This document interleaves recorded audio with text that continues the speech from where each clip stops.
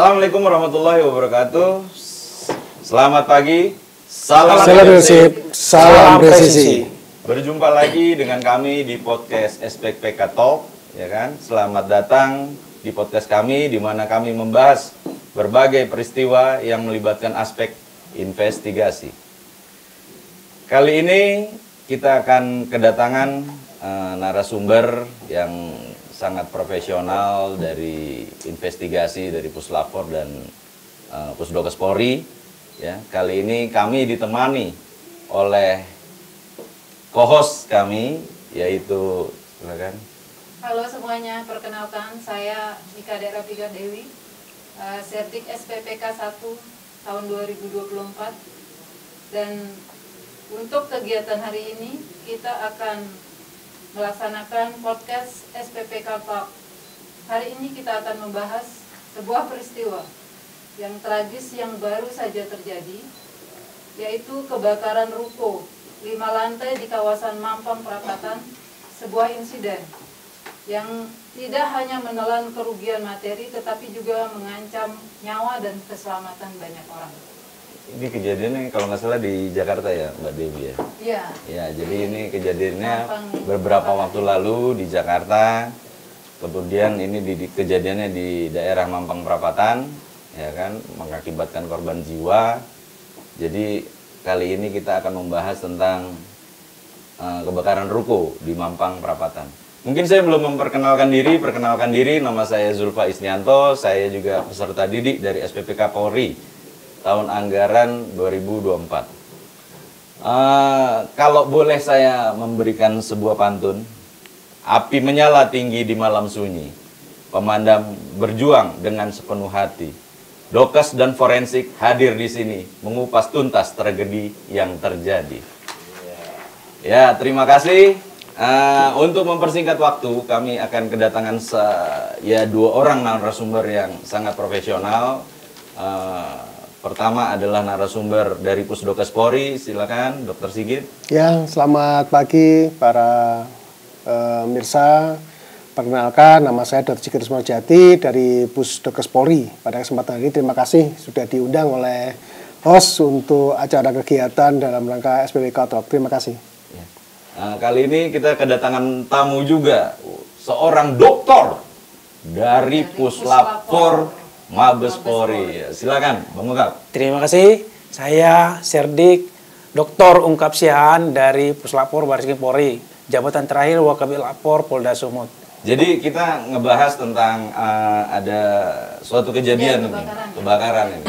Jadi ada kebakaran di daerah Mampang Perapatan. Kebetulan di situ ada mengakibatkan beberapa korban jiwa kebakar. Jadi kita akan membahas ke arah proses investigasinya atau identifikasinya, gitu. Jadi mungkin untuk Bang Ungkap, ya kan, apakah dokter bisa menjelaskan peran utama dari laboratorium forensik dalam proses investigasi pada kasus kebakaran di Mampang Perapatan ini? Silakan.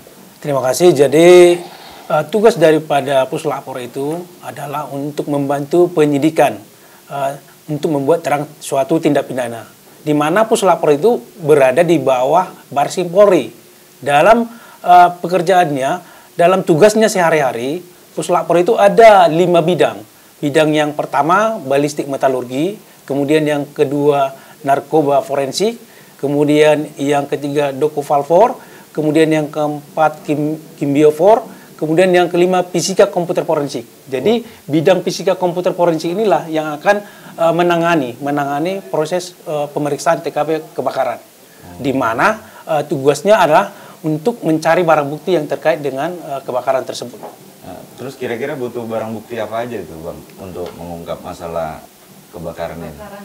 Jadi kebakaran ini, kita untuk mengungkap kebakaran ini 2 hal yang perlu kita laksanakan sebagai pemeriksa di lapor. Yang pertama, kita untuk menentukan lokasi sumber api pertama kebakaran. Jadi kalau bisa kita menentukan lokasi sumber api pertama kebakaran, kemudian kita menentukan barang bukti apa yang ada di TKP yang nanti kita akan periksa di laboratorium secara laboratoris. Kemudian setelah kita dapat itu, barulah yang kedua, tugas yang kedua adalah menentukan apa penyebab daripada api tersebut. Oh, penyebab dari kebakaran. Dari kebakaran tersebut, iya. Mungkin dari Mbak Kadek.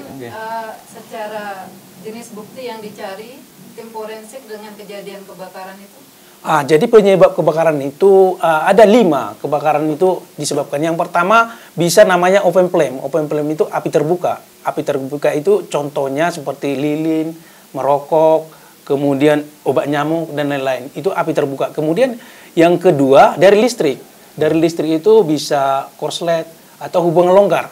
Kemudian yang ketiga dari mekanik. Dari mekanik itu misalnya dia gerinda. Jadi dia menghasilkan percikan api. Percikan api itu akan membuat suatu kebakaran. Kemudian yang berikutnya, yang keempat adalah dari biokimia. Proses biokimia itu ada kebakaran itu bisa terjadi dengan sendirinya. Contohnya dari sekam. Jadi sekam itu bisa terbakar sendirinya. Kemudian yang terakhir yaitu ada pembakaran atau arson. Jadi kebakaran itu bisa dibakar oleh orang lain. Mungkin itu penyebab-penyebab kebakaran. Mungkin ada indikator apa yang bisa membedakan itu suatu kebakaran atau hanya kecelakaan, sengaja dibakar dan atau memang kecelakaan? Ada indikator-indikator tertentu di situ. Jadi kalau misalnya arson itu pembakaran, biasanya kita memeriksa TKP itu kita ambil abu arangnya, sisa kebakaran itu. Kemudian sisa kebakaran itu nanti kita bawa ke laboratorium forensik, ke LAVOR untuk diperiksa zat apa yang terkandung di dalamnya. Kemudian kalau misalnya setelah dibawa ke LAVOR ternyata ada kandungan hidrokarbon atau minyak bahan bakar yang tidak pada tempatnya, berarti kemungkinan itu disengaja dibakar. Tapi kalau misalnya tidak, misalnya bawa barang bukti itu memang ada pada tempatnya, bisa jadi itu merupakan kelalaian. Jadi ada 2 untuk proses kebakaran itu. Ada proses yang karena kelalaian atau karena disengaja, mungkin itu. Jadi bisa kelihatan dari situ, Bang, ya? Bisa kita lihat dari TKP-nya. TKP-nya. Mungkin mohon izin saya berganti bertanya karena sumber berikutnya untuk Dr. Sigit. Ya, mohon izin karena kita ada kebakaran pasti ada yang turun ke lapangan adalah tim dari LAVOR, kemudian dari DVI. Ya, mohon izin untuk Dr. Sigit. Kira-kira apa sih peran utama tim DVI dalam menangani bencana kebakaran ini? Ya, silakan. Ya, terima kasih. Jadi pertama-tama dengan kejadian kebakaran di Mampang, ya kita turut prihatin, ya kita doakan korban yang dirawat segera sembuh, kemudian juga yang keluarga ditinggalkan karena meninggal juga diberi ketabahan, ya. Terkait dari yang sampaikan tadi mengenai DVI, kami berikan gambaran umum dulu tentang tugas dari Pusdokes sebagai wujud respon dari kejadian Mampang. Jadi Pusdokes mempunyai tugas pokok fungsi yaitu melakukan pelayanan kesehatan terhadap korban yang luka-luka, ya kan, dengan sesama dengan dinas setempat. Kemudian untuk yang jenazah maka akan dilakukan identifikasi, kemudian juga pemeriksaan lanjutan oleh tim DVI, Disaster Victim Identification. Dan tim DVI ini perlu kita ketahui semua bahwasanya ada 5 tahapan atau tiap tahapan itu juga mempunyai tim, yaitu antemortem, kemudian postmortem, kemudian rekonsiliasi, kemudian declare dari rilis, body release-nya, press release, dan yang pertama tadi adalah olah TKP sebenarnya. Ada 5 tahapan itu. Oh iya, terima kasih. Ini kan karena kejadiannya adalah kasusnya adalah kebakaran, kemungkinan kan korbannya ini kan sulit dikenali nih, Bang. Jadi memang udah sulit dikenali. Nah, kira-kira nih dari tim DVI, apa yang akan Anda lakukan untuk proses identifikasi? Ya. Jadi kalau kita melihat dari SOP dari DVI, ada kejadian Mampang ini merupakan kejadian close area sebenarnya. Jadi ada yang open, ada yang close. Open itu manakala di area publik yang memang tidak teridentifikasi. Kalau di Mampang ini kan bisa ada manifestasi sebenarnya orang-orangnya, ya kan. Nah, yang dilakukan adalah pertama, ya, yaitu olah TKP dulu, ya, olah TKP dengan prinsip scientific crime investigation Nah, di situ ada teknik olah TKP-nya, baik itu grading maupun labeling terhadap jenazah yang dilakukan identifikasi. Kemudian proses selanjutnya juga ada tim antemortem. Antemortem ini mengumpulkan data-data dari pihak keluarga yang merasa keluarganya ada yang di sekitar lokasi di Mampang ini. Nah, ini juga perlu nanti untuk dilakukan rekonsiliasi, ya. Jadi setelah hasil pemeriksaan di mortuary, jadi begitu dilakukan olah TKP, kemudian pelaksanaan olah TKP sudah lengkap, maka jenazah akan di referral ke mortuary, dilakukan otopsi, dilakukan identifikasi, kemudian dari data itu akan di-matchingkan dengan antemortem untuk dilakukan rekonsiliasi. Demikian, Pak. Mungkin ada dari kebakaran yang di Mampang Perapatan itu kan otomatis TKP-nya sudah benar-benar rusak ya. Iya. Kira-kira sulit nggak mengidentifikasi Ya. kondisi seperti Ya, jadi memang setiap kejadian disaster itu ada tantangan masing-masing. Nah, untuk kejadian Mampang ini, ya, untuk Mampang ini, memang proses kebakaran ini memang tidak bukan tipikal kebakaran yang sempurna, artinya karbonisasinya nggak sempurna. Namun demikian tantangannya adalah memang aspek fotografinya itu menjadi kendala karena memang wajah ini terbakar. Namun dari body part yang lain atau body remain itu bisa kita lakukan identifikasi dari odontologinya atau bahkan dari sampling tulang yang akan kita bisa lakukan pemeriksaan DNA begitu. Gitu ya. Terima kasih. Ini kan di proses DPI itu ada namanya olah TKP. Ya. Kemudian ada postmortem, ada antemortem, ada rekonsiliasi. Nah, kira-kira pada saat misalnya nih di situ keluarganya sudah tidak ada lagi, udah nggak ada informasi yang kita dapat dari situ misalnya. Banyak hal yang bisa kita gali sebenarnya dari rekan kerjanya, dari korespondennya. Jadi banyak sumber-sumber untuk menggali antemortem, tidak dari keluarganya saja. Bisa itu tergantung dari timingnya ya. Jadi melewati koresponden, melalui rekan kerjanya, melalui teman yang berbarengan pada saat kejadian, ya, atau mungkin dari data-data pendukung lain, ya. Jadi seperti pemeriksaan CCTV itu termasuk juga bisa menjadikan data antemortem untuk pengamatan dari rekan-rekan yang mungkin mengenal dari korban tersebut. Tapi di sini karena mereka udah sulit dikenali, apakah proses identifikasi itu lebih mengajukan atau lebih mengutamakan proses DNA-nya dengan odontologi atau gimana? Iya. Jadi memang kalau pemeriksaan DNA itu kendalanya harus memang ditelusuri dari biologisnya. Jadi kalau tidak ditemukan orang tuanya memang dicari. Jadi keturunan biologisnya itu memang kesulitan. Hanya sampling dari DNA korban lah yang baru kita ekstraksi. Nah, nanti untuk membanding baru kita telusuri. Jadi sebenarnya data-data antemortem itu untuk mengerucut untuk tempat tinggalnya, kemudian keluarganya yang terdekat gitu. Kalau tidak ada orang tuanya ya saudara terdekat, saudara kandungnya, saudara biologisnya begitu. Nah, kalau misalnya kasus kebakaran di Mampang tadi, ini termasuk close disaster atau open disaster itu? Ya, sebenarnya kalau di suatu area yang memang di situ ada manifestasinya sebenarnya termasuk close disaster ya, gitu. Jadi kecuali kalau memang di tidak ada manifestasinya ya memang bisa open disaster gitu. Terima kasih. Ya, mungkin ada dari Mbak Dewi lagi. Koordinasi antara tim DPI dengan lapor forensik. Untuk koordinasi memang itu penyidik. Jadi di oleh TKP itu misalnya di Polres itu berarti Kasareskrim yang menjadi katimnya. Jadi yang mengkoordinasikan itu adalah Kasareskrim. Kemudian dia akan mengkoordinasikan dengan Lapor dan DPI. Mungkin seperti itu. Jadi ada tugas-tugasnya masing-masing dari dan timnya. Ada perbedaannya ya antara DPI dengan forensiknya. Ya, ya, ya berbeda. memang Ini kira-kira untuk apa, lapor untuk dokter ungkap siaan. Iya. Luar biasa, dokter ungkap siaan. Itu kira-kira kalau untuk apa namanya, sampai dengan hasil, kita misalnya ambil nih olah TKP ya, kita ambil spesimennya dan lain-lain nih, kita periksa ke lapor.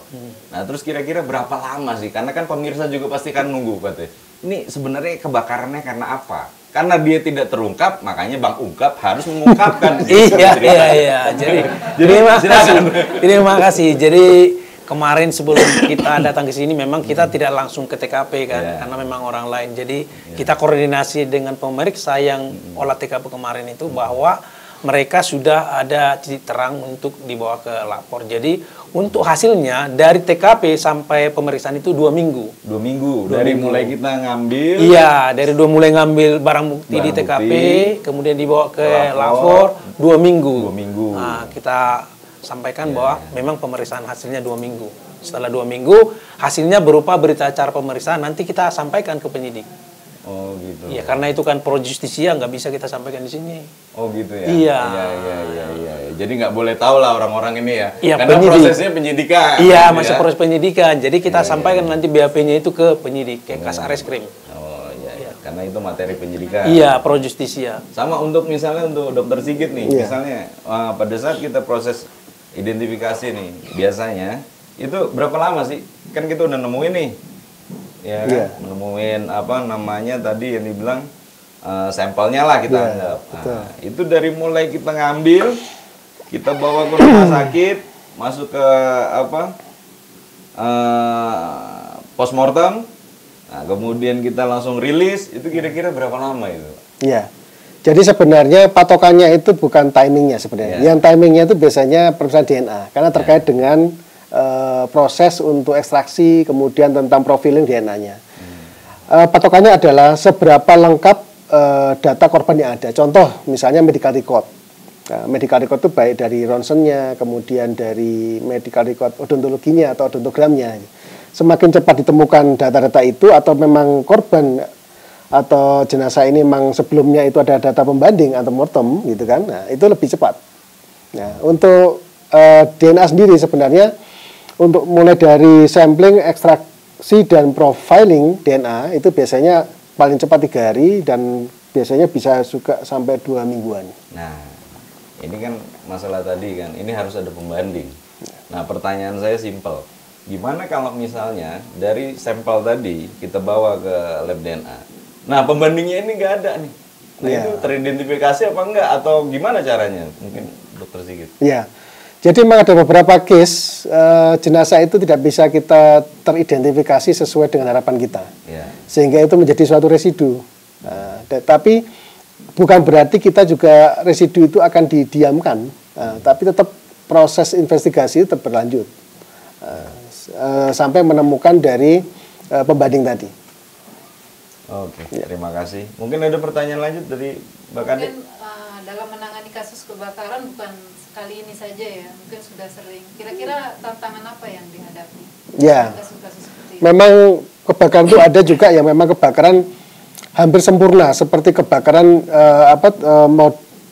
model atau mungkin korban dengan kebakaran seperti kremasi. Jadi kalau kremasi itu karbonisasinya itu 80%. Jadi tinggal patahan-patahan tulang atau body part aja, fragmen-fragmen tulang. Tapi kalau dengan case yang seperti di gedung, itu karbonisasinya itu sekitar 30-40%. Jadi memang kalau kebakaran itu mengenai di wajah, itulah yang akan menimbulkan tantangan tersendiri. Artinya, tapi tidak menimbulkan kendala yang signifikan, karena fotografi itu sebenarnya termasuk sekunder. Nah, jadi kalau dari SOP DVI Interpol internasional bahwasanya dikatakan match antara antemortem dan postmortem itu manakala ada syaratnya, yaitu satu memang yang mayor atau 2 yang minor. Gitu. Minor itu seperti bisa saya tadi fotograf atau mungkin dari propertinya. Kalau yang mayor itu dari odontologinya, dari sidik jarinya, dari DNA-nya begitu. Jadi untuk pemeriksaan TKP selama ini kadang yang menjadi kendala itu kadang TKP-nya rusak. Jadi diharapkan memang kalau misalnya ada TKP kebakaran, memang polisian setempat harus segera ke TKP untuk mempolis lain. Kalau memang tidak ada lagi korban, tapi kalau udah masih ada korban ya tetap yang pertama memang korban dulu diselamatkan kan gitu. Itu yang pertama. Iya. Utamanya. Ya, setelah diselamatkan korban baru dipolis lain. Jangan sampai ada orang yang mengambil apa-apa yang di TKP. Jangan sampai berubah. Karena kalau dia berubah, kita untuk penjalanan apinya nanti kita susah. Sulit untuk mengidentifikasi bagaimana penjalanan apinya dari arah barat ke dari mana kak permulaan api itu. Jadi kita mengharapkan untuk kalau misalnya ada masyarakat ataupun ada yang itu jangan mengambil barang-barang yang ada di TKP. Mungkin itu. Oh ya, terima kasih. Ya, pemirsa, jadi kita sudah membahas tentang beberapa faktor-faktor yang sangat mempengaruhi untuk proses identifikasi di kejadian kebakaran di Mampang Perapatan. Mungkin untuk ada tambahan atau misalnya kesimpulan dari narasumber atau teman-teman ini, mungkin mohon izin kepada Dr. Ungkap Siahaan untuk memberikan kesimpulan dari podcast kita hari ini. Silakan. Kesimpulan dari kita, kalau misalnya kita dalam memeriksa TKP kebakaran itu, dari lapor itu ada dua hal yang untuk dilakukan tujuan untuk pemeriksaan TKP. Yang pertama, menentukan lokasi sumber api pertama kebakaran. Setelah didapat lokasi sumber api pertama kebakaran, kemudian yang kedua tugasnya menentukan asal api tersebut dari mana. Mungkin itu menjadi fokus atau kesimpulan daripada pemeriksaan kebakaran pada pagi ini. Terima kasih. Jadi pemirsa jangan lupa, jangan suka main korek api sembarangan, nanti kebakar jadi Bang Ungkap banyak kerjaan. Ya, jadi untuk ini kesimpulan untuk Dr. Sigit tentang DVI, silakan. Ya, jadi untuk DVI ini sebenarnya yang terpenting adalah identifikasinya. Jadi bencana itu kapanpun dari manapun bisa kita hadapi atau mungkin terjadi pada kita semuanya. Yang terpenting bagi kita adalah kita menyiapkan data diri kita, sehingga manakala kita memang ditakdirkan oleh Allah mengalami suatu bencana, paling tidak kita bisa teridentifikasi seperti data rekam medis untuk odontologinya, kemudian properti kita, foto-foto kita tentang properti kita, foto-foto tentang fotograf kita, kemudian juga sidik jari. Jadi profiling sidik jari juga ada yang bisa kita simpan, yang untuk nantinya juga bisa bermanfaat gitu. Kira-kira demikian. Terima kasih. Ya, terima kasih atas kesimpulan dan sarannya. Mungkin kita akan menutup dengan beberapa kata. Dalam setiap investigasi, kebenaran bukanlah sesuatu yang datang dengan mudah. Butuh kesabaran, ketekunan, dan kejujuran untuk mengungkap apa yang tersembunyi. Bukti itu tidak pernah bohong, namun membutuhkan mata yang terlatih dan pikiran yang terbuka untuk mengartikannya. Keadilan tidak pernah mengenal waktu. Kebenaran selalu menunggu untuk ditemukan, meskipun tersembunyi dalam kegelapan. Dan setiap langkah dalam investigasi adalah sebuah pencarian. Bukan hanya menyelesaikan sebuah kasus, tetapi untuk memastikan bahwa keadilan benar-benar ditegakkan. Dalam episode ini, kami mengucapkan terima kasih banyak kepada Pusdokes Polri, Rumah Sakit Bayangkara tingkat 1 Pusdokes Polri, Puslapor Mabes Polri untuk mengungkap kejadian kebakaran ruko di Mampang Perapatan. Kalau boleh kami menutup dengan pantun, api padam, puing terbakar. Menyelidiki selesai semua dengan benar. Terima kasih atas sinar, semoga ilmu menjadi dasar. Ruko terbakar penuh sadar, identifikasi harus tegar. Sampai jumpa, salam lebar. Tetap waspada, jangan ingkar. Terima kasih atas atensinya, atas perhatiannya. Kita akhiri dengan wassalamualaikum warahmatullahi wabarakatuh. Salam leadership, salam presisi. Terima kasih.